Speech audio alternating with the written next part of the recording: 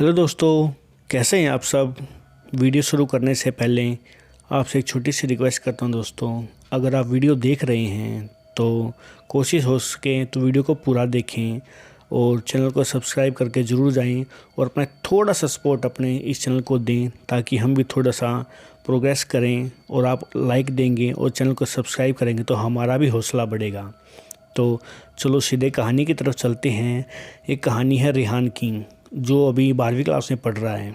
तो होता क्या है दोस्तों, रेहान काफ़ी नटखट और बेखौफ टाइप का लड़का था और उसकी आदत थी वो हमेशा छत पर ही सोता था। और उसको ये नहीं पता था कि जिस जगह पे उनका मकान बना है पहले वहाँ एक काफ़ी गहरा जंगल होता था और उस जंगल के पास में ही एक कब्रिस्तान था। लेकिन जैसा आप जानते हैं कि शहरीकरण हो चुका हर जगह का, गांव शहर में ज़मीन बची नहीं है, सभी पर बड़ी बड़ी बिल्डिंगें इमारतें बन चुकी हैं। और रेहान का घर भी उसी कब्रिस्तान के ऊपर बना हुआ था जहां पर इनको ये बात का पता नहीं था। और उनके आसपास में काफ़ी प्रेत और भूत प्रेत भी काफ़ी रहते थे। तो होता क्या है दोस्तों, रेहान एक बार छत पर सो रहा था। गर्मियों के दिन थे और गर्मी काफ़ी बहुत ज़्यादा पड़ रही थी। तो रेहान की आदत थी वो 8 बजे तक अपनी बिस्तर लेके दूसरी मंजिल पर चला जाता था। और रेहान को ये भी पता था कि भाई उनकी जो तीसरी मंजिल है वहाँ कुछ भूत प्रेत का साया है, इसलिए तीसरी मंजिल पर कोई भी नहीं जाता था। तो रेहान दूसरी मंजिल पे जाता, 8 बजे तक बिस्तर लगा के थोड़ी देर फ़ोन वगैरह चलाता और तारों की टिमटिमाहट और देखते देखते उसको कब नींद आ जाती उसको पता ही नहीं चलता था। तो एक बार होता क्या है दोस्तों, रेहान सो रहा होता है, तभी उसकी अचानक आँख खुलती है और उसको दिखाई देता है एक छोटे छोटे पैर उसको दिखाई देते हैं और कोई बच्चा टाइप का उसके सामने से इतनी तेज़ स्पीड से निकलता है, बिल्कुल मिली सेकंड के हिसाब से उसके सामने से ओझल हो जाता है।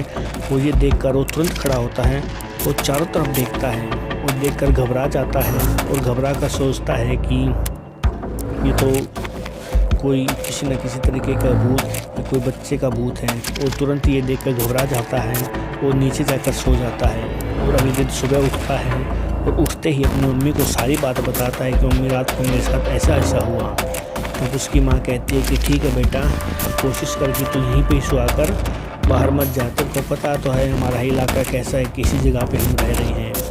तो कुछ दिन तक तो वो बच्चा उसको दिखाई नहीं देता, लेकिन फिर वो सोचता है कि मैं बार फिर जाके सोता हूँ, देखता हूँ मुझे अब की बार कुछ महसूस होता है या नहीं होता है। लेकिन सेम वही चीज़ें होती हैं। अब की बार उसको बच्चा बिल्कुल साफ साफ खड़ा दिखाई देता है। और उस दिन के बाद से वह ऊपर सोना बंद कर देता है।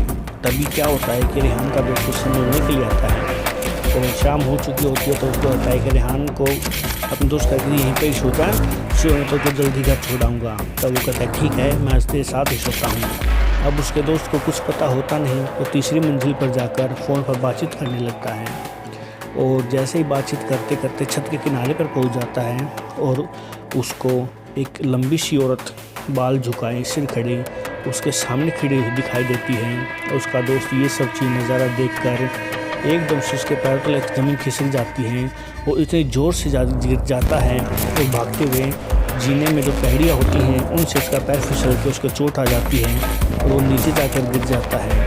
तब वो रेहान उससे पूछता है क्या हुआ तुझे, ज़्यादा चोट तो नहीं। वो कहता है कि मेरा पैर मुड़ गया है और मैंने अभी छत के ऊपर किसी अनजान औरत को देखा जो नीचे बाल गिराई और सफ़ेद कपड़े में खड़ी हुई थी। तब रेहान और उसकी मम्मी सभी कुछ समझ जाती हैं कि ये लगता है कि तीसरी मंजिल पे गया था और तीसरी मंजिल पे तो एक औरत का भूत साया है।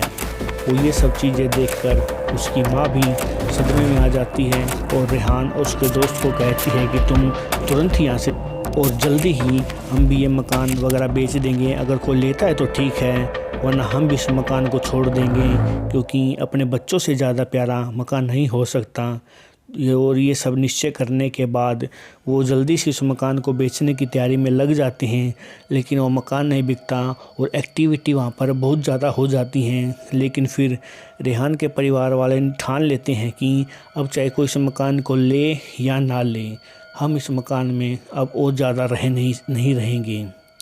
और ये करने के बाद वो लगभग 5 या 10 दिन के अंदर अंदर ही सारे मकान को बेच के वहाँ से सब कुछ अपना व्यापार वगैरह जो भी कुछ था सब कुछ बेच के दूसरे शहर में जाकर शिफ्ट हो जाते हैं और रेहान का स्कूल का दाखिला भी कहीं और करवा देते हैं। तो दोस्तों, जानवर, भूत प्रेत कुछ भी हो, सबको रहने का एक ठिकाना होता है, लेकिन आज तरक्की इतनी हो चुकी है, किसी के लिए कोई जगह या कोई ठिकाना बाकी नहीं रहा।